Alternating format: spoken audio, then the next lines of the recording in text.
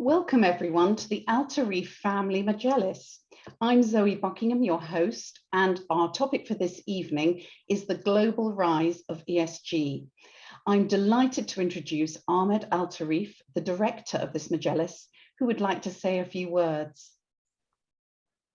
Welcome to our esteemed audience of businesses and families in Bahrain, the GCC and beyond. I'm Ahmed Tarif, and it is my great pleasure to welcome you to this Majlis on behalf of Al Tarif family. Tonight, our expert speaker will be explain ESG and give you the opportunity to ask a question too. I would like now to hand over to this evening's host and our panel. Thank you, and I wish you all the best. Zoe, the mic is yours. Thank you, Mr. Al Tarif. It is an honor to host this Majlis on behalf of your family. Now, I'm pleased to introduce all our speakers for this evening. First, I'm Zoe Buckingham, your host. I'm an expert in international marketing in the finance and digital sectors. I love learning about new ideas, so it's incredibly exciting to welcome Ali Shah. Ali has an extraordinary international background as a lawyer. He's originally from Pakistan, is British educated and a UK barrister. Now located within the Dubai International Financial Centre, Ali advises families on the best way to structure their businesses and personal affairs. Welcome, Ali. Thank you, Zoe. Happy to be here. And now Katerina. Katerina Dalka is a German citizen who's made London her home. She's the founder and owner of Stella One, an investment advisory firm that specializes in technology. She's also the chair of Didon, an artificial intelligence company. Welcome, Katerina. Thank you, Zoe. Good evening. Masal khair.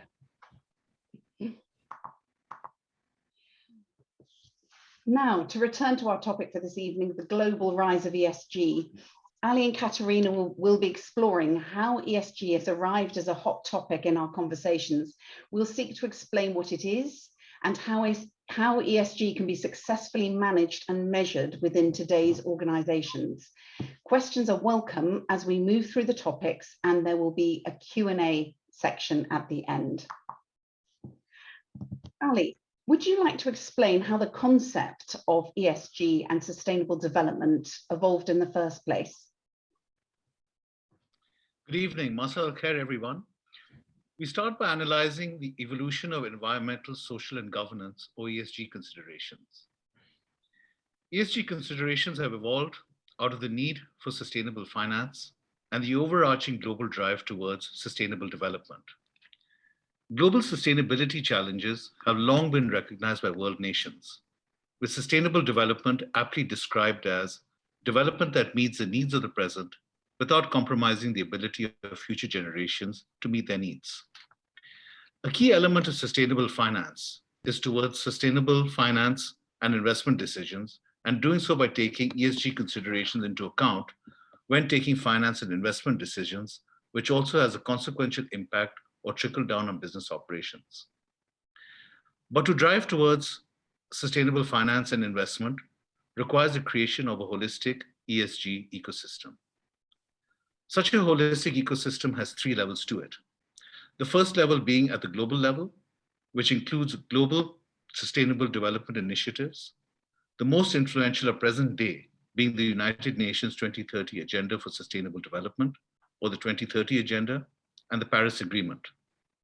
The second level being at the country level, where strategy, policy, and regulations by individual governments and regulatory bodies are required for implementation of the 2030 Agenda, the Paris Agreement, and ESG initiatives. And finally, the third level being at business and corporate levels, by integrating ESG metrics and considerations into financing, investment, and business decisions. Through our presentation this evening, we hope to leave you, our guests, with a further understanding as to how ESG has risen by development at all three levels. So turning to global sustainability development initiatives, Sustainable development has been at the forefront of the United Nations, with the 2030 Agenda and the Paris Agreement being at the apex of such initiatives. The 2030 Agenda was adopted by the General Assembly of the United Nations in September 2015, against the backdrop of the principle, leave no one behind. It includes 17 Sustainable Development Goals, or SDGs, and 169 related targets, with the 17 SDGs in front of you, encapsulating an all-encompassing, holistic approach to meet the needs of present and future generations. One of the most challenging SDGs is that of climate action, Goal 13 of the SDGs, and that takes us to the Paris Agreement. In December 2015, the parties to the United Nations Framework Convention of Climate Change, or UNFCCC, at the Conference of the Parties, or COP21, adopted the Paris Agreement. The central aim of the Paris Agreement is to strengthen global response to the threat of climate change by keeping the global average temperature to well below 2 degrees Celsius above pre-industrial levels, and to pursue efforts to limit temperature increases to 1.5 Celsius above pre-industrial levels. Towards that central aim, the Paris Agreement also contemplates making financial flows consistent with a pathway towards low greenhouse gas emissions and climate resilient development. In the context of the Paris Agreement and climate change, COP26, or the 2021 edition of the United Nations Annual Climate Change Conference, is presently being hosted by the United Kingdom in Glasgow, with its objectives including securing global net zero by 2050 and mobilizing finance, with development countries agreeing to deliver on the $100 billion pledge in climate finance per year, and international financial institutions playing their part so that private and public sector finance is deployed to secure global net zero. Touching on net zero, or the race to zero, this is the UN-backed global campaign rallying businesses, cities, regions, investors, financial and educational institutions for a healthy, resilient zero carbon recovery that prevents future threats of climate change, creates decent jobs, and unlocks inclusive, sustainable growth with rigorous and immediate actions to halve global emissions by 2030. So, global, country, and business and corporate level initiatives are driving forward sustainable development, sustainable finance, and ESG, and in turn enhance public and private sector requirements and demands for ESG integration into financing and investment decisions and business operations. The remaining time we have will explore developments on ESG integration at country and business and corporate levels. With that, Zoe, I'll hand over to you. Yes, thank you, Ali, so much. That was a really interesting insight into the way that ESG has evolved. Katerina, could you tell us more about how you perceive the role of Europe and the UK in all of this? Yes, of course. If you may want to move forward to the next slide, so I will actually pick it up from the Paris Agreement, which was a cornerstone that kicked off a certain amount of regulations and developments in the different countries. And I will start off with the EU. As you can see, it's already very visual that there are the least points in the EU. This is because the EU chose a very stringent and very global approach to ESG, meaning that following the Paris Agreement, the European Union signed what is called the European Green Deal. And part of this European Green Deal is covering the finance sector. And so in this finance sector, the European Commission agreed on the Sustainable Finance Action Plan, SFAP, which major policy objectives that promote sustainable investment in the 27 nations bloc. And this sustainable finance initiatives and regulations have been discussed for a very long time in the European Union, roughly 10 years already. So it's not an entirely new subject. However, since March 2021, it became mandatory for the financial industry to disclose CO2 emissions for every financial investment that is made. So it's just a little part of sustainable finance, but the European Union started off with this little part of making it mandatory to disclose CO2 emissions when it comes to financial investments. What that actually means is a bank is deciding to invest in an industrial project, let's say producing cars. So a company comes, we're producing cars, we need financing. So then the bank will have to ask for this specific project, how much CO2 emission is there to produce a car? And then there are specific thresholds to which this company needs to stick in a certain time frame. Otherwise, in terms of ESG assessment, the project is not viable. And that actually has repercussions on the investment process. This is the one thing that is mandatory by law since 2021. So the European Union is slowly but surely moving into a space of mandatory requirements that, if they are not met, will be reprimanded, which is a very different approach to the UK. The UK has opted for a more, it's not mandatory by law, so they are pushing more on the lobbying side with a couple of initiatives. We have the UK government that published a green finance strategy in July 2019, based on 3 main pillars, which is greening finance. So, you know, making it an imperative to invest in green initiatives, to pay attention to what kind of approach the companies have that receive investment. On the other side, financing green. So this is financing green initiatives.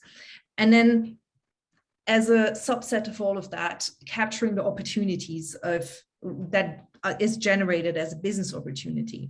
But once again, this is a lobbying approach and a measurement approach. So they promote this approach and they will also ask for specific measurements. Then another initiative that has been launched was by the Financial Conduct Authority, which is basically pushing listed companies to publish how they perform in the ESG domain, which is great. However, it is still a little bit unclear if this is reprimanded, if this is downgrading, upgrading, etc. The UK is also very present in the COP26, which is a little bit the follow-up of the Paris event. So it is based in Glasgow, in Scotland. So the UK is actively promoting, is the host, etc. But once again, all of this is not yet quite mandatory. So it's not as stringent as the approach to the EU. Ali, would you want to add something to probably the UK about this? I think, Katrina, you've covered it quite significantly. But in March 21, the UK Department for Business, Energy and Industrial Strategy had issued the consultation document, which is mentioned under the UK. Yeah. And that requires mandatory climate-related financial disclosures. Was proposed that mandatory. Proposed, yeah. Yeah, financial disclosures by public quoted companies, large private companies, and limited liability partnerships. And it's understood that regulations are expected towards the end of 2021 on that. Yeah, they're becoming more stringent now. They're a little bit behind the EU indeed. Thanks for mentioning that, Ali. That's great. And Ali, how would you say that all of this compares to what's happening in the UAE? Because Abu Dhabi and Dubai have been kind of noticeable in their sustainable finance initiatives, haven't they? Yes. Turning to the UAE, 2021 heralds the golden jubilee of the UAE, which has been proactive in implementing the SDGs of the 2030 Agenda and the Paris Agreement, which the UAE signed and ratified in 2016, and in implementing initiatives connected with sustainable finance and ESG. These initiatives include the UAE Vision 2021, launched in 2010, in fact 5 years prior to the 2030 Agenda, the UAE National Agenda, which was launched in 2014 to guide efforts towards Vision 2021, And towards implementing Vision 2021 in the national agenda, the UAE has also implemented the Green Agenda, the National Climate Change Plan, and the Energy Strategy. In 2017, the UAE established a National Committee on SDGs for the National Implementation Plan for SDGs, and has a mandate to promote the SDGs with the UAE's national priorities and Vision 2021. Earlier, the UAE had launched the UAE Centennial 2071, and most recently, the projects of the 50 have been announced by the UAE. All these initiatives are consistent and aligned with implementing the 2030 Agenda and the Paris Agreement, prioritizing several objectives, including a competitive and diversified knowledge economy driven by innovation, a first-class education system, a world-class healthcare, openness and tolerance, preservation of rights, the rule of law and justice, sustainable environment and infrastructure, promoting clean energy, climate change, green investment, green cities, green life, and sustainable use of resources, managing greenhouse gas emissions, and importantly, innovative green finance for accelerating green finance uptake in the UAE and aligning our business goals with broader social and environmental sustainability. The prioritization of sustainability in its broadest sense is also prevalent at Expo 2020 in Dubai, where the theme Connecting Minds, Creating the Future, and with sustainability, opportunity, and mobility being at the forefront, embodying the goals of the SDGs and the Paris Agreement.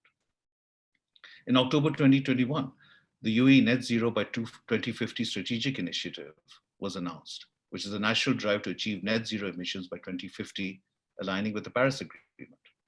In September 2021, the UAE and the UK announced a partnership for the future, embodying cooperation in the areas of climate change, health, women empowerment, education, humanitarian efforts, tackling illicit finance, and meeting the SDGs of the 2030 Agenda.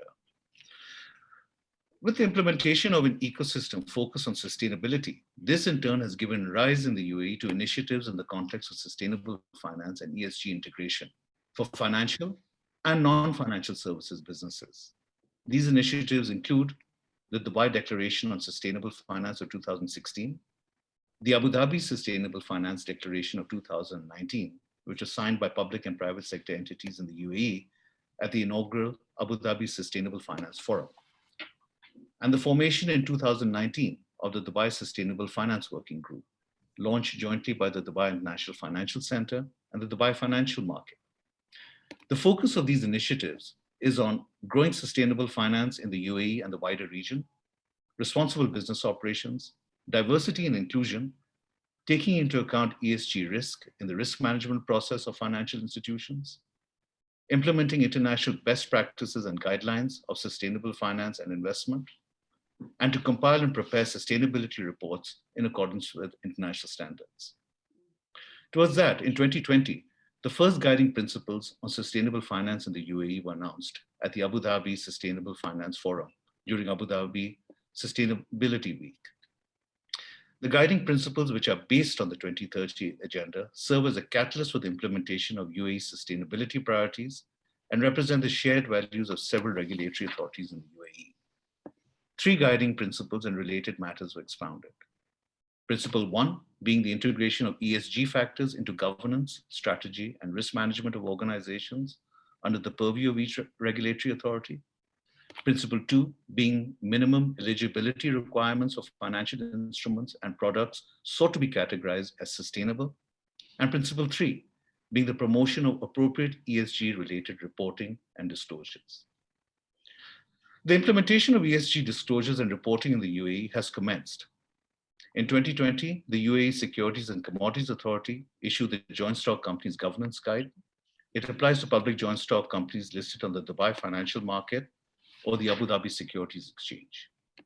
It requires, amongst other matters, that in addition to audited financial statements, public joint stock companies listed on the DFM or the ADX are required to prepare and disclose a sustainability report reflecting a company's long-term strategy and expected effects in the areas of environmental, social, economics, and governance matters. Ali, that's so interesting. I'll just keep the conversation going because I think there are some other things that we want to kind of delve into in this area. So it was great to hear that kind of comprehensive overview of what the UAE is doing, and there's a huge amount that's taking place. And I don't know whether some of our delegates might have visited Expo 2020 and seen that there's sustainability incorporated into a lot of the exhibitions that are organised by the UAE, and even to the ends of teaching young people, children and young people, about sustainability. But it's, as you've outlined, it's incredibly comprehensive in the way that it's being approached. Katerina, do you think that in Europe there is this sort of overall sense of the pillars of the approach to ESG, or is it a little bit more about making sure that financial institutions do their jobs correctly? How do you see it?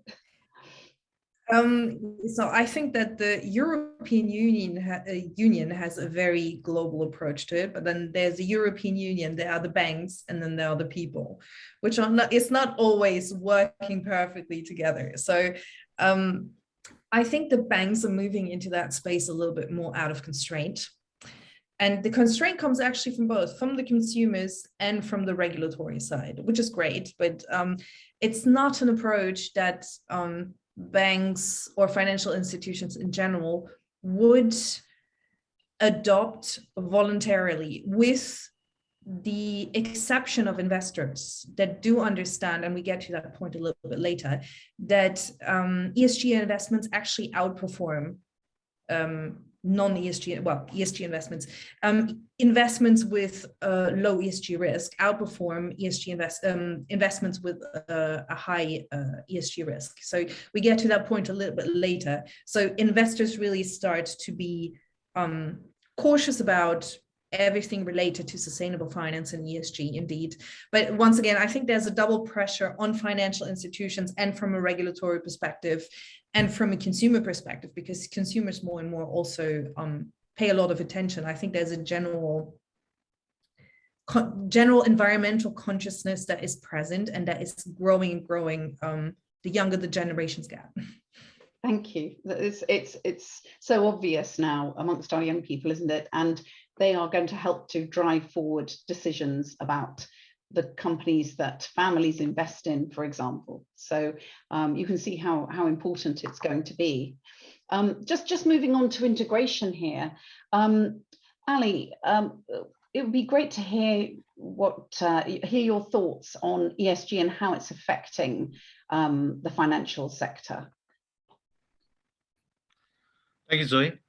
So this is where we start exploring the third level of the ESG ecosystem, the business and corporate level, by integrating ESG metrics and consideration in financing, investment, and business decisions.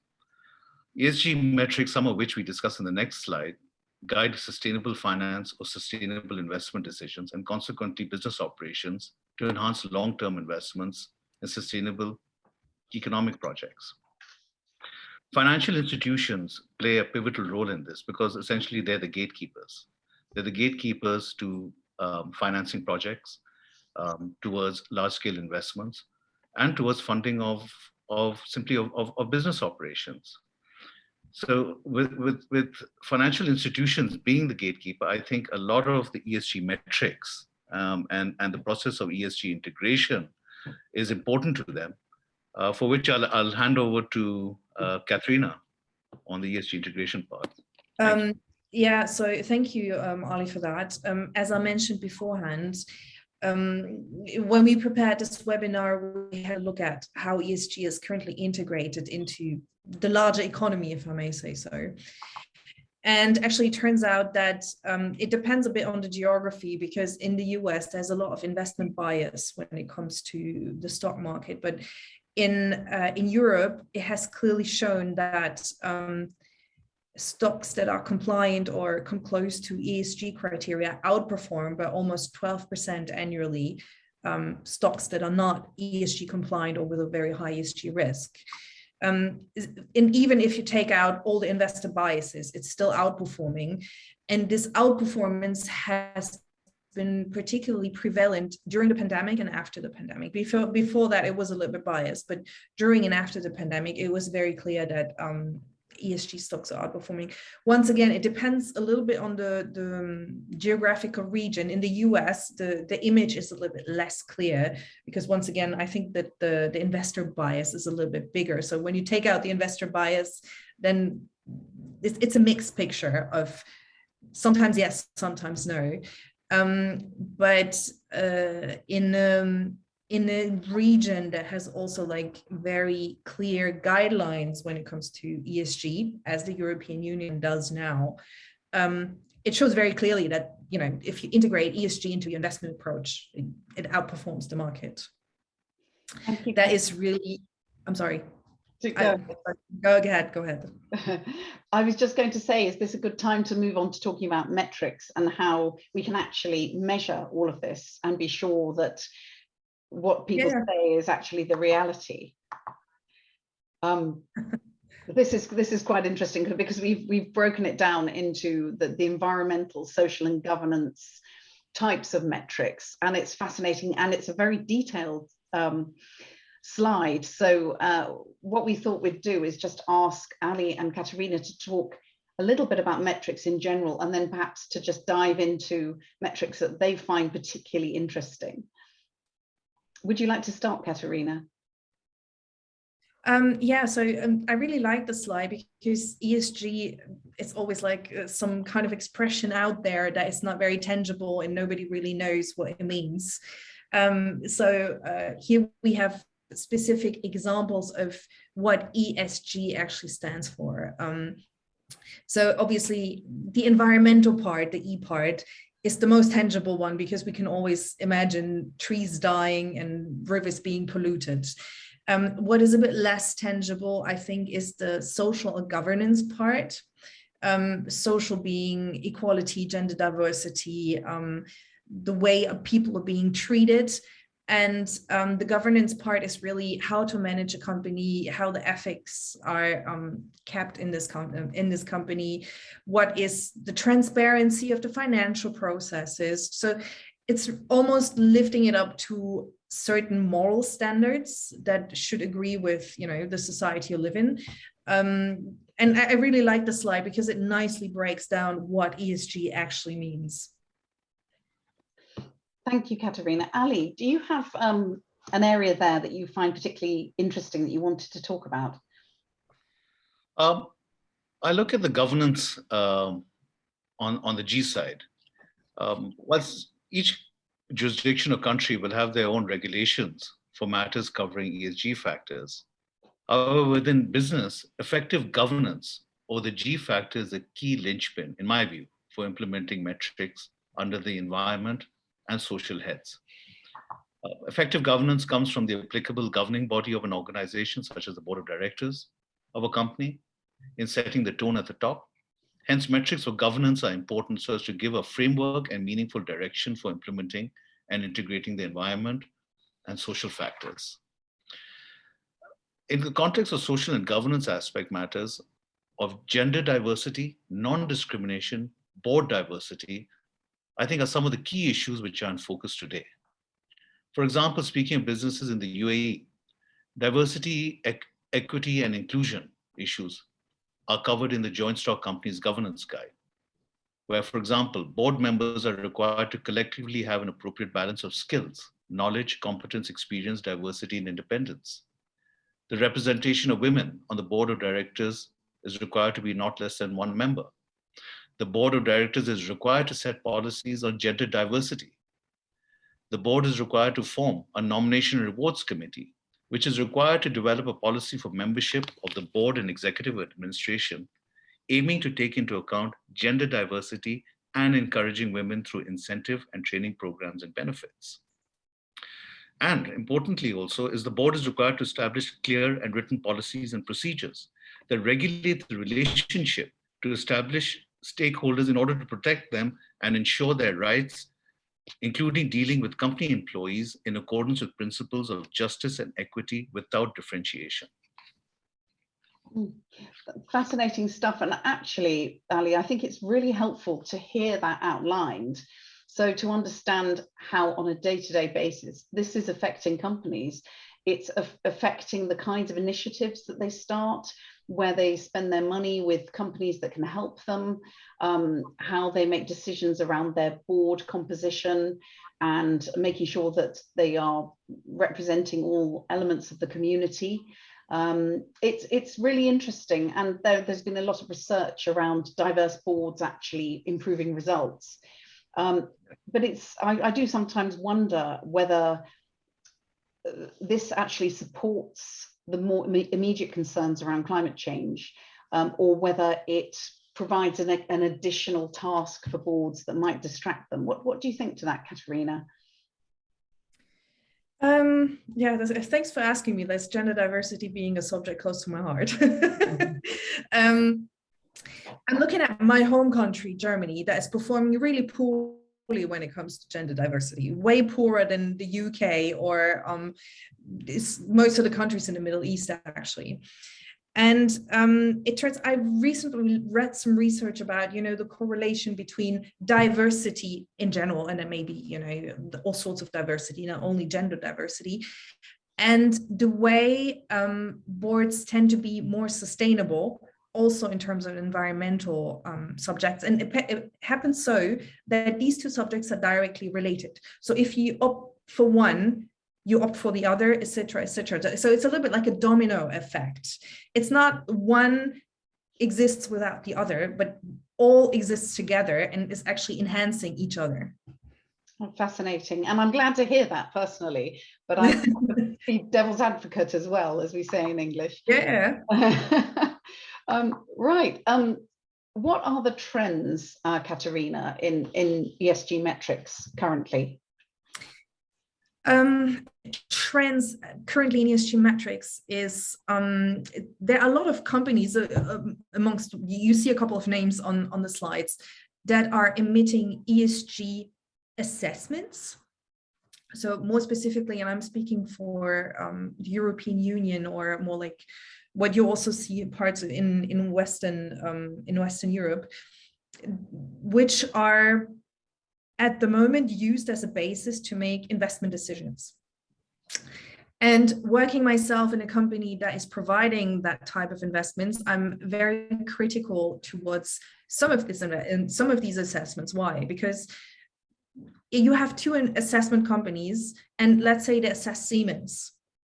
And for the same Siemens, you can get two totally different ESG scores. And then I'm just asking myself, where's the transparency in this? Where does this come from? So I read up on these topics. And interestingly enough, so some of these companies are disclosing the way they provide those assessments. And most of them say like, oh yeah, we talk to the companies that we are assessing and they give us the information. And this is like, a dog biting its tail. Like, where is the objectiveness in the whole thing? And there's obviously a big trend in the whole ESG assessment space, which is artificial intelligence. We come to this in the next slide. That is very, very helpful in doing ESG assessments. Would you like me to move on to that, Katerina? Yeah, that would be helpful. Okay. Unless Ali would like to add something to the previous. So yeah, why artificial intelligence is so helpful in the ESG assessment space. So we have several problems when it comes to ESG assessments and grades. First of all is a question of transparency. Where does the information come from that you assess? Second of all is actually the lack of information. Now that the European Union made it mandatory to provide ESG assessments, you have a mid-sized company that is producing, I don't know, tools. Where do you actually get the data from? How do you manage that?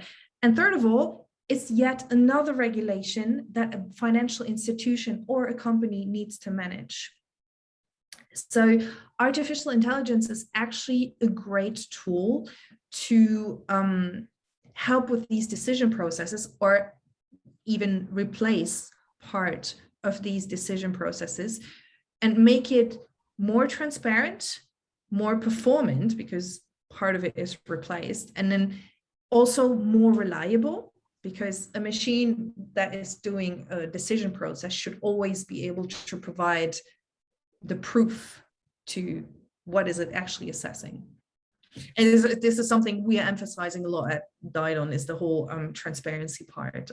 That is very, very important. And this is why I believe that artificial intelligence can be a huge help in the ESG sector. It's actually replacing part of the decision process. And there would be so many more resources needed to give this decision process a meaning if there was not technology and artificial intelligence specifically.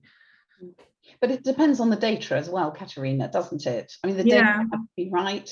So it's not, I guess, however good the software is, there needs to be a consulting process around how the data is captured and that's very processed. Yeah, that's very true. Artificial intelligence is only ever as performant as the data it's fed with. That's very true.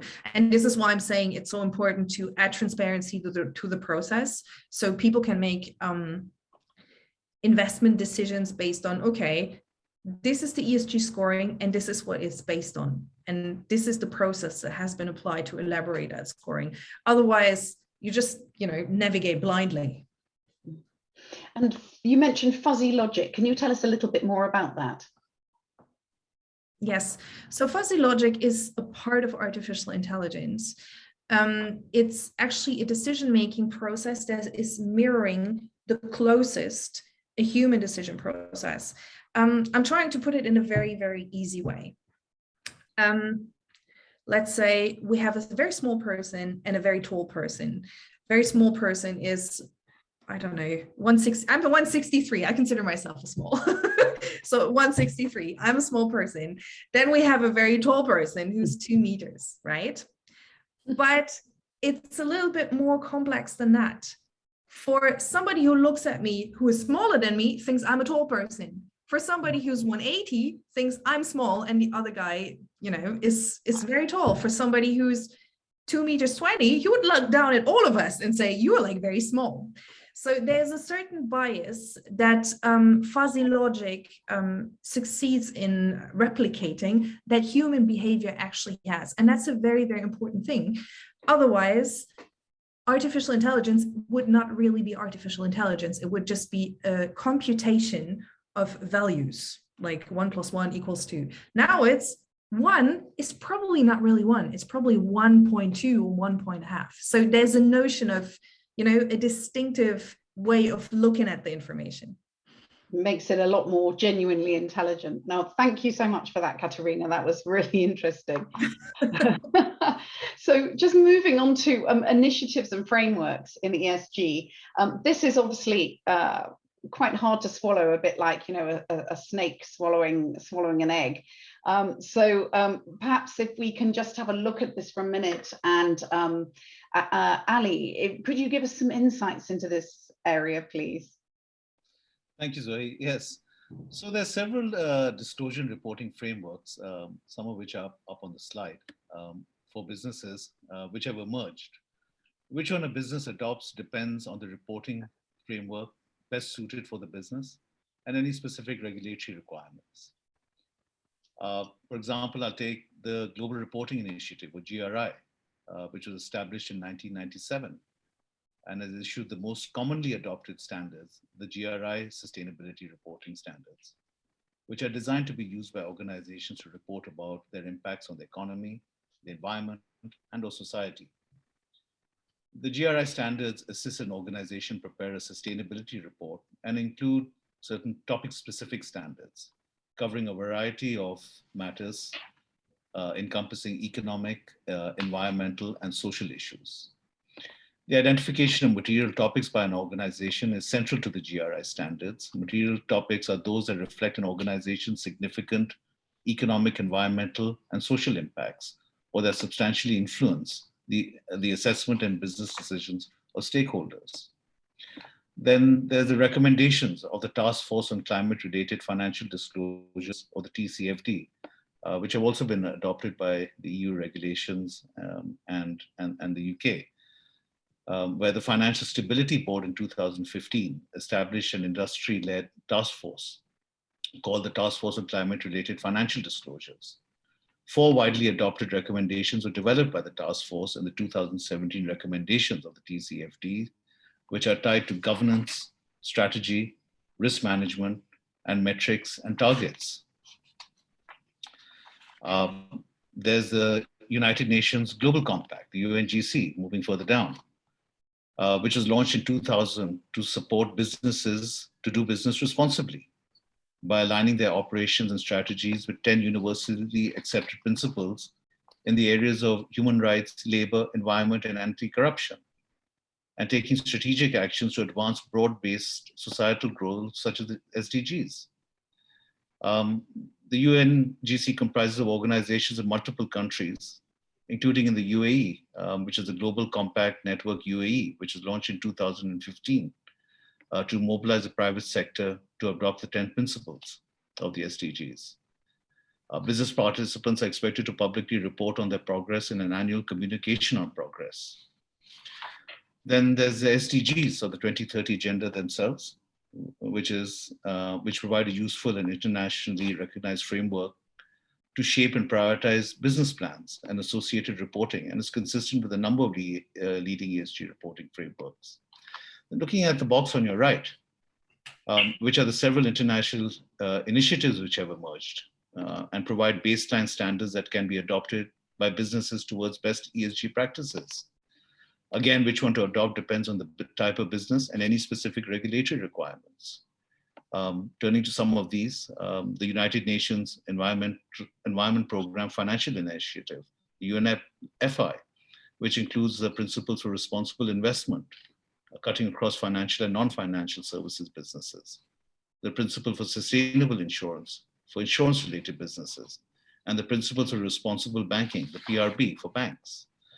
Collectively, these initiatives contemplate aligning business strategy to be consistent with the goals of the SDGs, the Paris Agreement, and relevant national and regional frameworks, incorporating and embedding ESG issues into business operations, investment decision-making, and ownership practices, proactively and responsibly consulting, engaging, and partnering with relevant stakeholders to achieve society's goals and promote actions across society on ESG issues, and demonstrating accountability and transparency by regularly disclosing publicly the progress in implementing the respective principles of each.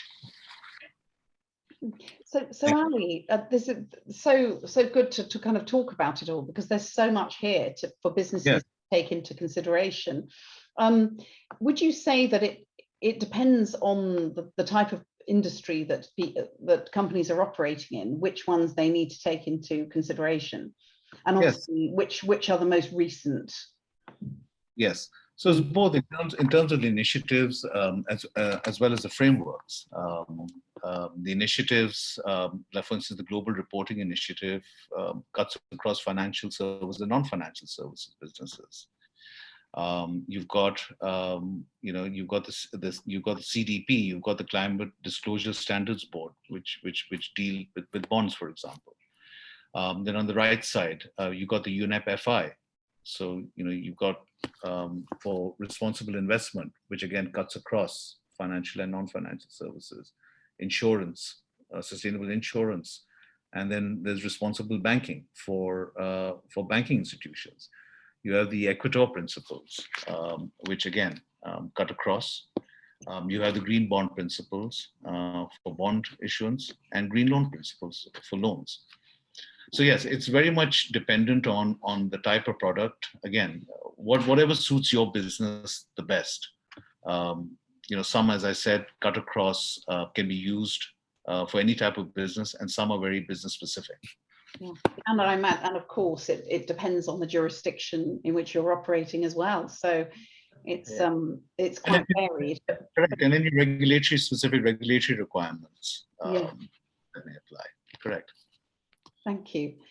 That's great. Well, we're now going to talk about ESG measurement and how we actually start to get a handle on this based on all of these regulations which Ali was talking about and initiatives. So to actually look at how we make changes in the way that we invest and actually manage to measure how good an investment is for ESG. Ali, Katerina, would you like to go first and just talk to us a little bit about this? Yes, so in terms of measurements, there are already a couple of screenings in place. So I'm not going to name them because they've all been mentioned here. This is something that I have seen in the investment industry, particularly. If I say investment industry, I mean, you know, asset management, hedge funds, etc. Specifically applying.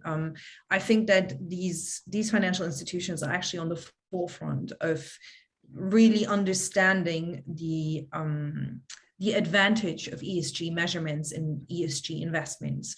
And once again, I've mentioned the outperforming stock market with low ESG risk investments. It's actually really, really tangible. That's clear. That's clear that it is. Ali, what are your thoughts?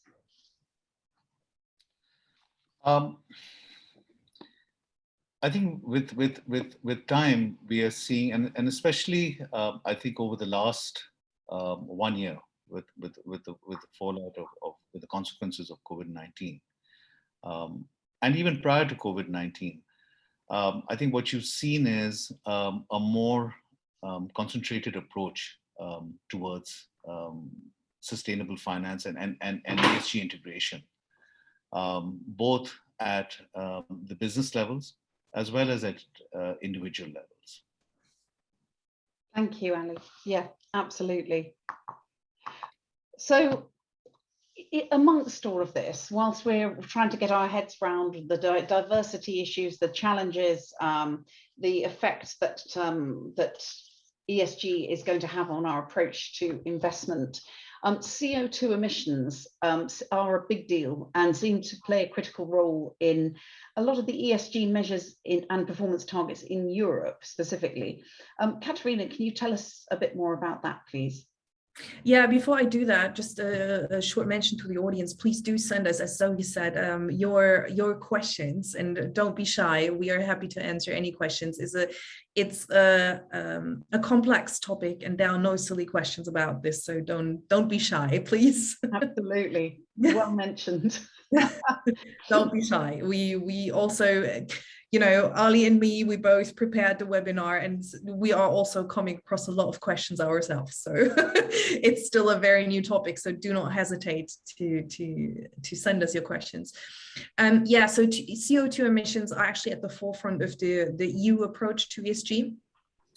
The European Union has published a document that is called the EU Taxonomy, which is clearly defining, I think they are now at 72 economic activities and the CO2 emission thresholds that those economic activities should respect. So it's like a very, very precise approach to what CO2 emissions should look like. And once again, this is the first really mandatory step that the EU took in regards to CO2 emissions. And the interesting thing about it is it's fostered by the EU, but it will have an impact on other countries. Why? Because when you do this CO2 emission assessment, let's say of my home country, a German company, and this German company is importing industrial pieces from Bahrain, then not only the German company needs to do CO2 assessment, but also the Bahraini company, because it's a global assessment that the German company needs to provide. So all the subcontractors also need to provide a CO2 assessment. So it's an impact, as said on the slide, it's an impact beyond the EU. Thank you. That's really helpful.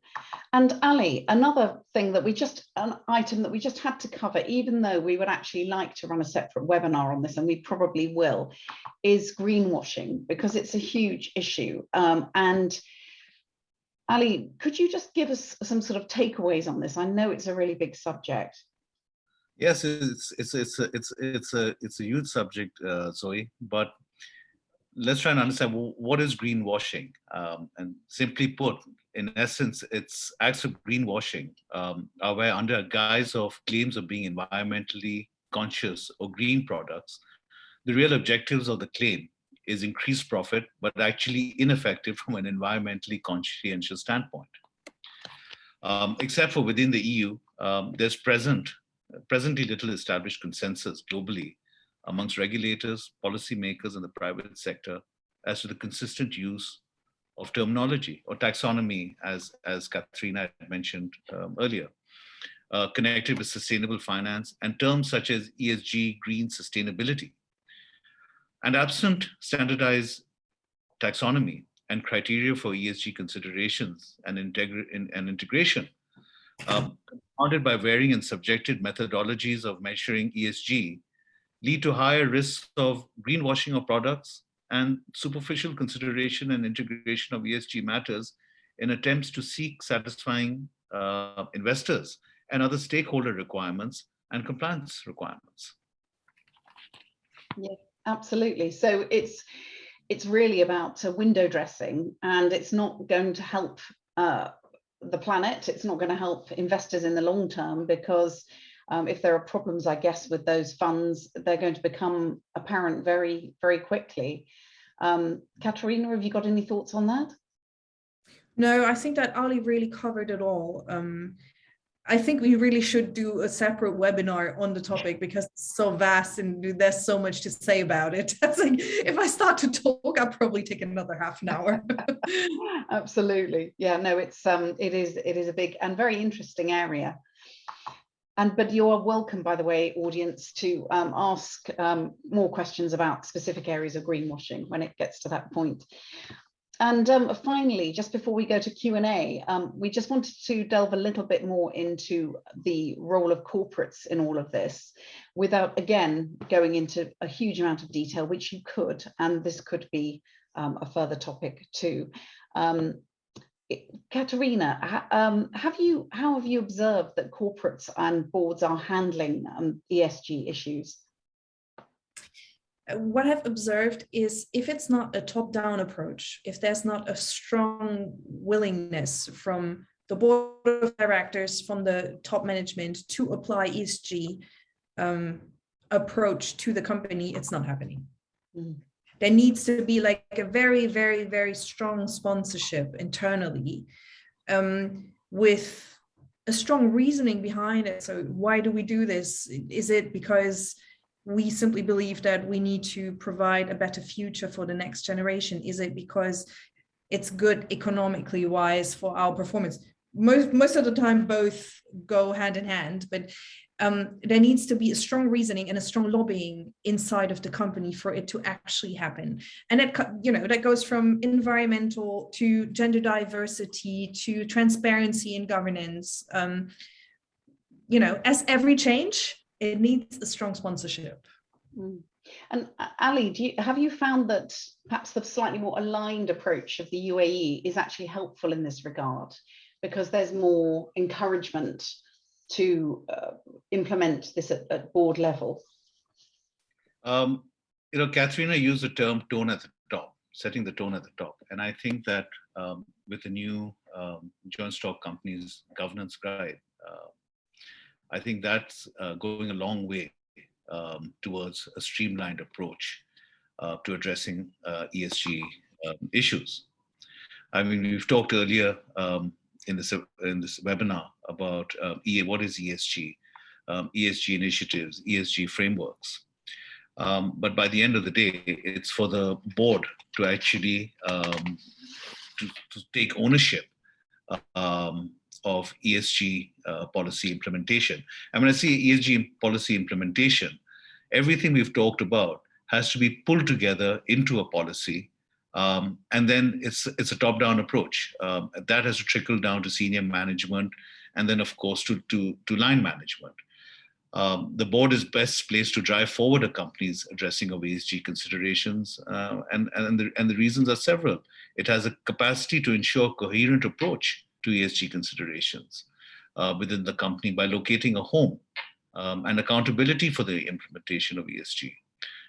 It has a capacity to make a global commitment to addressing ESG considerations by establishing policies and guidelines to be followed by the company. And directors can guide the management in communication of the company's ESG stance internally and externally. That's so helpful, Ali. So It's really about putting a strong policy in place and then making sure that it's implemented. Yes. And I think we've all seen that within companies. When you get that kind of initiative pushing it through from board level, it's very compelling. And the same thing has happened in countries which have had that response to ESG as well, that it's come from the leadership of the country, and therefore it's been taken more seriously by boards and therefore by employees. So it's very interesting that you should say that. And presumably with all the various sort of regulations and initiatives that you were showing us earlier, Ali, those are a good foundation for creating those sorts of policies and initiatives. That's right. Excellent. Okay, thank you so much. So we're actually now moving on to our question and answer session. And I do really invite you all to ask questions. There's a Q&A box where you can type your questions. And as Katerina said earlier, no question is too simple. We're all learning here. And we had lots of discussions about this when we were putting it together, because the webinar together, because there is so much that's evolving so fast. And so it's everything can change as well from one day to the next.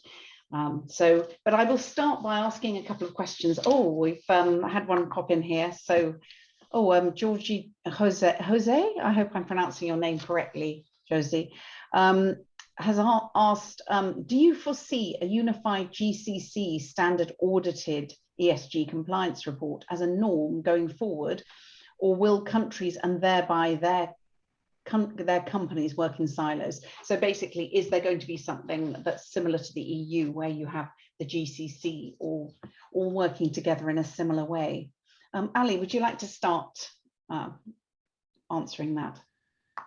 You know, ESG integration and ESG as a whole, I think, is at a very nascent stage at the moment. I think internationally, except of course the EU has progressed significantly on this matter. But taking the UAE and the GCC countries, almost all your GCC countries have implemented your 2030 agenda, your Paris Agreement, as well as having put in place ESG reporting guidelines. So the UAE has done it. It's got, as I mentioned, the Joint Stock Companies Governance Guide. It's got an ESG reporting guide. The Kingdom of Bahrain has also put in place an ESG reporting guide, the Bahrain boss. The Kingdom of Saudi Arabia has done that, Kuwait, Qatar, and Oman is in the process of developing a framework. So I think that we are still a ways away from having a standardized taxonomy, as indeed is the case with most parts of the world. But I think eventually we will get there. It will become a prerequisite at some point in time, I think, globally speaking. Yes, and it's quite interesting how similar a lot of these policies are. Katerina, do you have any thoughts on that? Because you've seen how things have evolved in Europe. Yeah. Given how long it took, I'm just taking it back and looking a little bit on the experience that we had so far. Given how desynchronized the different countries and different states are moving at the moment around ESG and regulation, I think that it will happen at one point in time because it's inevitable, but I think it will take a long time. Like, I already see how difficult it is in the European Union, and that encompasses like 7 to 27 nations. And with like a same type of legal framework and stuff, it already took like 10 years. Then the UK just decided to do a Brexit, which is a whole different ballgame. So, you know, just to bring the UK. No comment. Yeah. We can do a separate webinar on that one too. Then, you know, bringing the UK and the EU on the same level when it comes to ESG investments. And then we have the US, which is once again a whole different ballgame. And there are huge economic interests in this. And let's not forget, there are a couple of very, very influent, very rich corporates that have little interest in ESG. So to set out like a worldwide framework for ESG, I think it's far-fetched for the moment. Yeah, that's interesting. Geordie's asked another interesting question, actually, which is, well, he's asked several, but two of them kind of connect up. He's asking, will ESG become something that's mainly in the financial arena? And in that regard, would somebody wanting a career in ESG have to be a finance professional? Or are there opportunities for ESG beyond finance into the wider business arena? What do you think, Katerina? So I think that there has been a general consensus of let's drive ESG through finance because money rules the world. I think it's as simple as that. However, I think that with time, there are other industries that will be used to trigger ESG assessments, compliance, etc.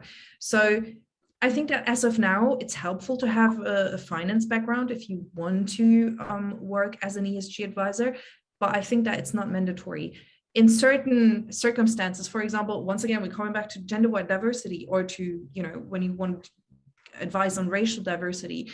I know a lot of people here in the UK who do that, and it's entirely part of ESG, and they have no financial background. So I don't think it's mandatory. There's a huge part of the ESG that is covered by finance, but there are also parts that are not. So no, I don't think it's mandatory to have a financial career to do that. Thank you, Katerina. Ali, Mahmoud Al-Ali is asking which sectors the panel thinks are most sensitive and most likely to be impacted by ESG. Do you have any thoughts on what those could be? I have somewhat of a thought. Is this a question for Ali or for me? I was asking Ali, but oh, I'm sorry. We can ask you both. We can ask you both. Perhaps start with Ali, and then we can ask Katerina. Look, I think there's several sectors. I think the oil and gas sectors are amongst the top of the list. What else? I think the energy, oil and gas sector, the shipping sector, maritime is another one. Katerina, any others that you would put? For me, these are always the top two that come in. Yeah, I think that on the top of the list is definitely everything that is related to energy, and then on a wider range is everything that is heavy manufacturing. Yeah, cemetery, steel, all of these energy war activities. And I think the service industry is less impacted by the E and more by the S and G. But in the first place, I do believe, because the manufacturing industry really is impacted by the E, the S, and the G. So for me, these are the most scrutinized industries when it comes to ESG. And I think it's broadly the manufacturing industry. Yeah. And Abdullah Mahoun has asked, what kind of assessments do you recommend to understand your suppliers' sustainability commitment and performance? That's a good point, that we've got this whole supply chain, and it's very easy for us to think that we are, we're getting on with it, we're doing a good job, but then we might be buying materials or services from another company and not really know anything about how they're making them or what they're doing. Yeah. Ali, just with all your board experience, do you have any thoughts on how it's possible to scrutinize companies in that way? I think you've got to look at the ESG integrity for sure, in terms of what are the frameworks and what are the principles that they have adopted. And I think that this going forward, this is going to be a prerequisite. It's touching on something that Katerina earlier said, that, for example, if you're a UAE, if you're based in the EU and you're funding a project, then you've got to make sure that if your counterparty is in Bahrain or in in any other country, in the UAE or in the GCC, wherever it is, he's also got to have, or the business has also got to have, ESG integration, or be ESG positive, so as to speak. So I think that yes, in terms of whether you're a supplier, whichever part of the supply chain or product chain you are in, I think the same principles apply in terms of what principles, what frameworks, what have you done towards meeting ESG metrics and integrating them. Yes, and Georgie Jose has asked how ISO certification can be kind of leveraged to create some sort of framework for companies. I think that's a really good point, actually, that there are these processes in place within companies, and by actually using ISO, you can kind of create some sort of framework. Katerina, have you seen evidence of that in any companies that you've been advising? Not in regards to ISO. What we are doing at the moment is closely looking into the manufacturing part, and obviously the energy input that is flowing into the manufacturing process is playing a big role. So this is less of the S and G, and it's more of the E that is considered. And then you really look at, okay, how much gas is used to produce this and that and the other, how much water is used, how much electricity, and then you calculate the metrics out of that. Yeah, that's helpful, isn't it? And the metrics, going back to the metrics, we have to keep measuring these things to be sure that we've got some kind of numbers to support the reporting. Mohammed Al-Najjar has asked, what are the short-term effects of the UN Sustainability Development Initiatives on third world countries?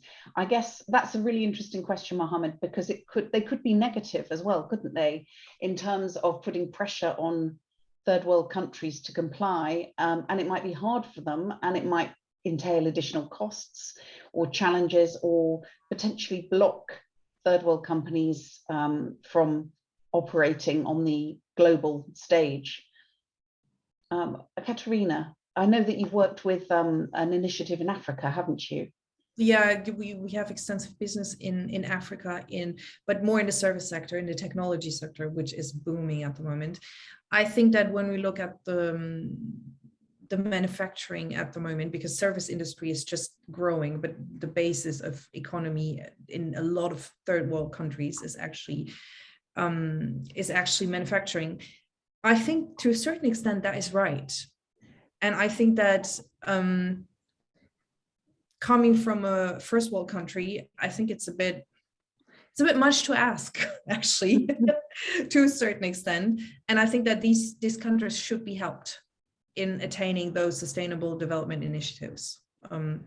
Basically, because in my very own opinion, speaking out of a place of being German, we've extensively taken advantage of these countries, and right now we can't just go in like, hey, we are cutting down on your resources, on your ways to do things, and just punish you on top of what we already did.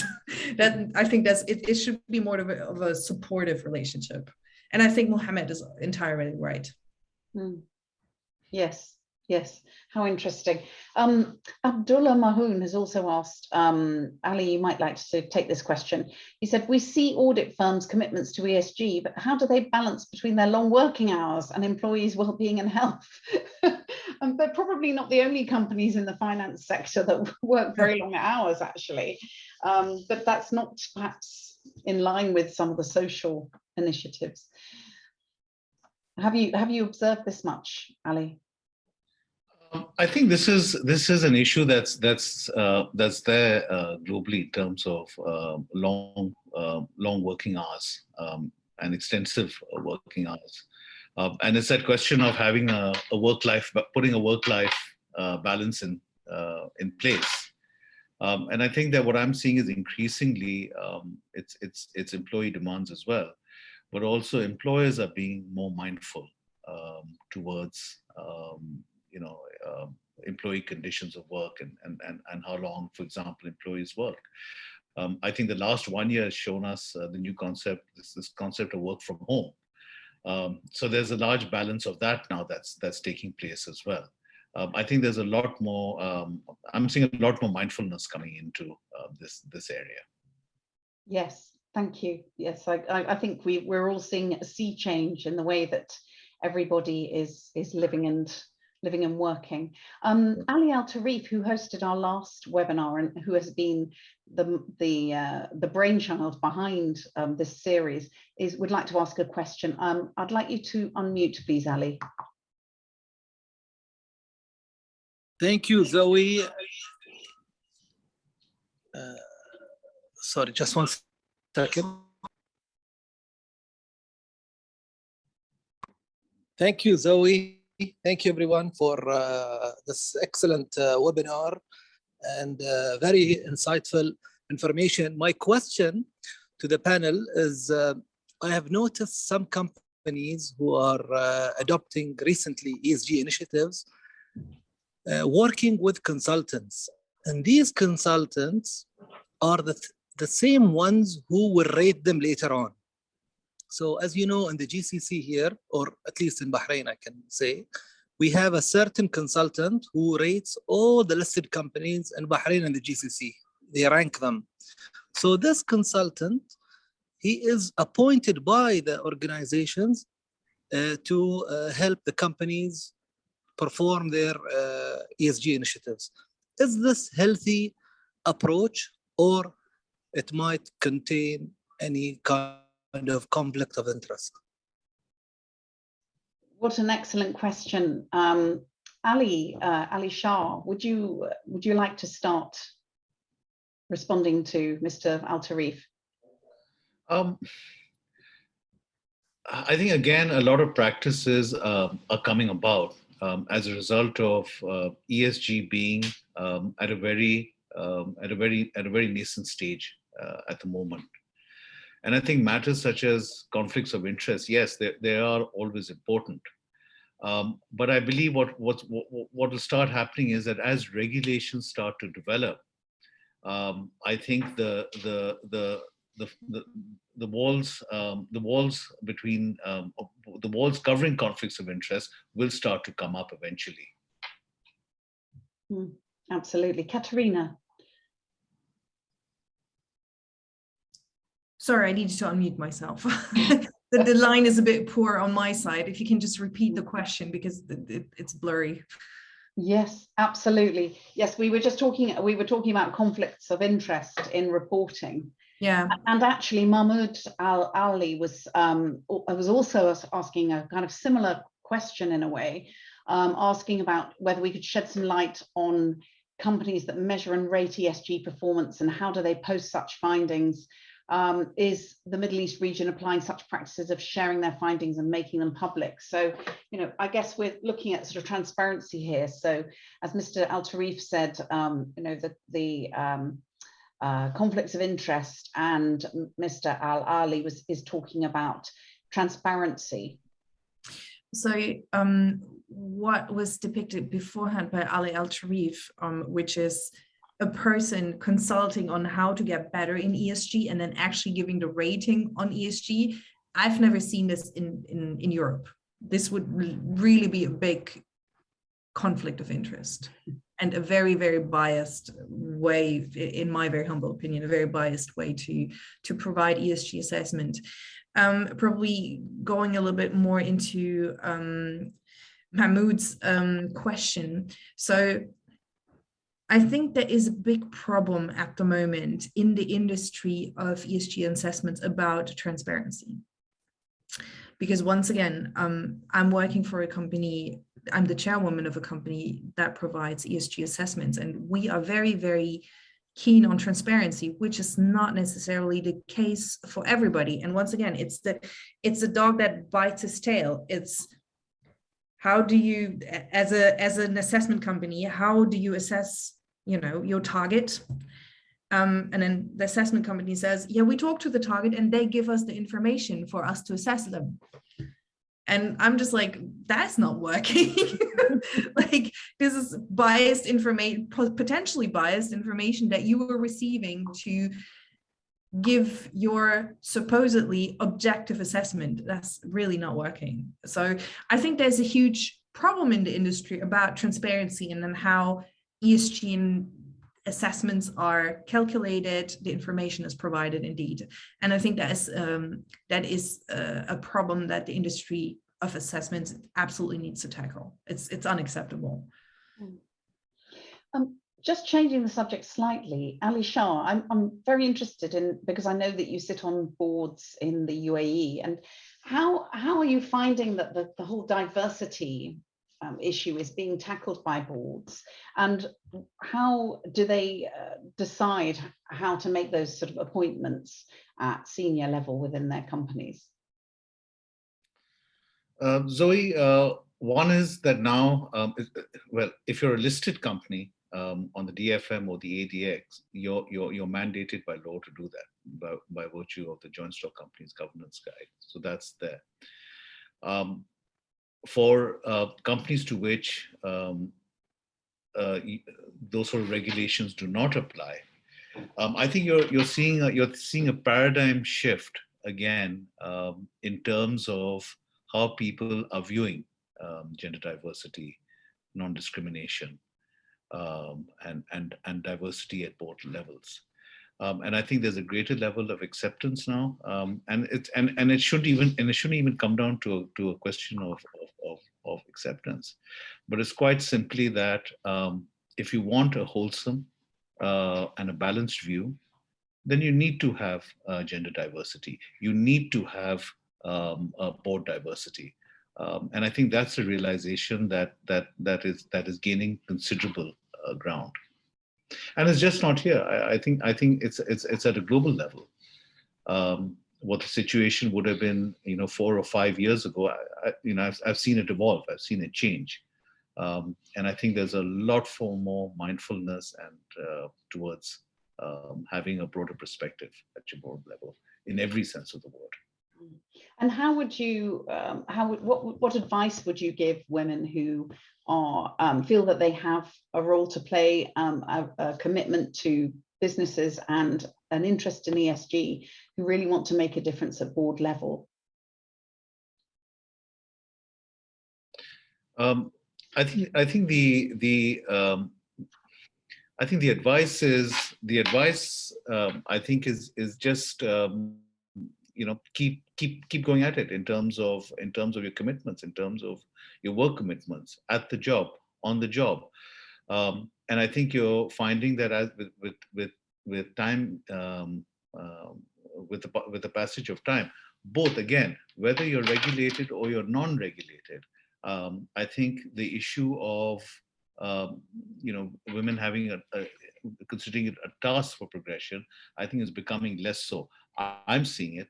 I encourage it, absolutely. And I think that, a lot of us, I think there's, in terms of professionals and business people out there across the board, be it men, be it women, I think there's a lot more view of looking at the professional, at what the person can contribute. And I think that's what it comes down to in the end, is what can a person contribute to a business or to a particular product or to a particular service. Thank you, Ali. And Katerina, I know you are very involved in the technology sector. Do you have some thoughts on how ESG specifically affects that sector? I know that you said it's not so much obviously a heavy industry sector. It does consume a lot of energy a lot of the time, I guess. Yes, so the technology part, there's a software part and there's an infrastructure part. The infrastructure part is consuming a lot of energy, but what I think in the technology part is way more prevalent is the S and the G, and more specifically diversity, because I'm navigating in this field between finance and technology on a daily. And specifically gender diversity is not exactly something that you find in the upper ranks of the management. So I think that the technology sector has a long way to go, may that be on the investor side or may that be on the corporate side, when it comes to governance, inclusion, and diversity. Also from the investor side, and that's not only gender diversity, that's also cultural diversity, racial diversity, etc. I think that is really the prevalent problematic in the technology sector is really on the S and the G, and even more so on the S. Yeah, absolutely. No, that's really helpful. And obviously in the technology field, why do you think that technology is so helpful in trying to assess ESG? Well, as Ali Shah said before, it's a little bit like the Wild West at the moment. Like, nobody really knows. There are a lot of initiatives. There's not a global standard. There are a lot of, information floating around, a huge lack of transparency, once again, and a lot of biases in the evaluation. And technology is it's a binary thing, right? It's 1, 0 or 1. And actually, it helps to take a lot of biases out and giving more clarity and more streamlining to the whole ESG assessment. Yes, I'm sure that's really helpful. Another question that we've had come in is perhaps Ali Shah could answer. How would you define the difference between sustainable finance and ESG? Sustainable finance really is the end product. I think sustainable finance is basically the process of taking ESG metrics or considerations into account when making investment decisions. The objective is to enhance long-term investments in sustainable economic activities and projects. So it's in order to have a sustainable finance product or service, you need to. It's a process of taking. ESG metrics or considerations and incorporating it into that. Yeah, but you could have ESG without being a finance company. You could be using ESG measures. Yeah, so sustainable finance, sustainable investment, and as I mentioned earlier on, it's a sustainable finance, sustainable investment, and integrating them into your business operations. Yeah, so it becoming part of your corporate operations. Yeah, yes. That makes sense. And we also had a question about the difference between developments, initiatives, and regulations. Obviously, we spent as much time as we could explaining how they all kind of fit in this ecosystem, but sometimes it's difficult to know which ones need to be taken prioritized. I mean, obviously, regulations are going to need to be prioritized, aren't they? But how would you know, Ali, if something were an initiative, if it were going to develop into something a bit more formal? What are the signs that we should look out for? I think it's when you have a consultation paper come out on a draft law or regulation or a proposal, and which a regulator intends on eventually taking on board comments, and then having draft regulations in place, and which eventually become formal regulations. Then there are also initiatives, initiatives which are non-regulation, which are there to set standards, like I mentioned earlier, your UNEP FI standards, your Equator principles, your green bond principles, your green loan principles. These are sort of initiatives, international initiatives and standards which are there for businesses, whether financial or non-financial, depending, to actually integrate. But regulations are, as you had pointed out earlier, that's formal law coming into place, and there's always a lead up to that. Yes, so you can see the signs, and I guess well-run companies will be looking for those signs because they're looking to see what's on the horizon, and so that they're prepared, because it takes a long time to implement this kind of thing. And going back to what Geordie was saying about ISO procedures, if you've then got to change the way that your company is documenting its processes, that there's a trickle-down effect, and you have to actually start with the policies first. I imagine that could take a long time to actually implement. Katerina, have you seen that with any of the companies that you work with, that kind of attempt to standardize, to create policies and then to help that trickle down through an organization? Yes, I've seen that partially, mainly in the big corporations, because they have the means and the resources to do so. It's way more difficult to a mid-sized or a small company to implement ESG. So they would probably do it on a small scale, or just partially, probably just the diversity or just environmental, but not everything. I think there are companies who simply don't have the leeway to do so, and they don't have the cash, they don't have the resources, and for which it's really difficult. But the big companies, there are a lot that are actually looking at that right now. And with your with the AI that you've been working with, I understand that it is quite a clear system where you can actually look into it, look into the box and see how it's measuring. Yeah, that brings us back to the transparency. So in our tool, we have a decision tree.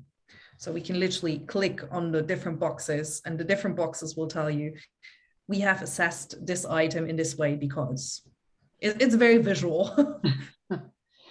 Excellent. Well, I'm sure that's going to be very important in terms of everybody going forward and actually being able to see where their reporting has come from. And so that's marrying the technology with the transparency that we've talked about. Excellent. Well, this webinar is drawing to a close. It's been absolutely amazing to hear all of the questions. I'd just like to thank our wonderful speakers who have given us so much of their expertise and knowledge. Katerina Dalka and Ali Shah, thank you both. You have given us so much information and been so good at answering all our random questions. So thank you very much indeed. And I know that it's very late in the UAE and pretty late in Bahrain. So thank you all for staying up for this. And I hope that it's been stimulating rather than sending you off to sleep in the way that. And thank you to you, Zoe, for the lovely hosting. Yes, thank you, Zoe. Thank you very much. Thank you, everybody. Thank you so much. Thank you. Thank you for everybody. Thanks a lot. Thank you so much. Thank you. So I would like to thank the Al Tarif family for hosting this Majlis, and all of you for attending and asking such insightful questions. We are planning more webinars in the series and would welcome your feedback when we write to you after this event. So wishing you all a very pleasant evening, and thank you, and we hope to see you again soon. Good night. Good night. Good night.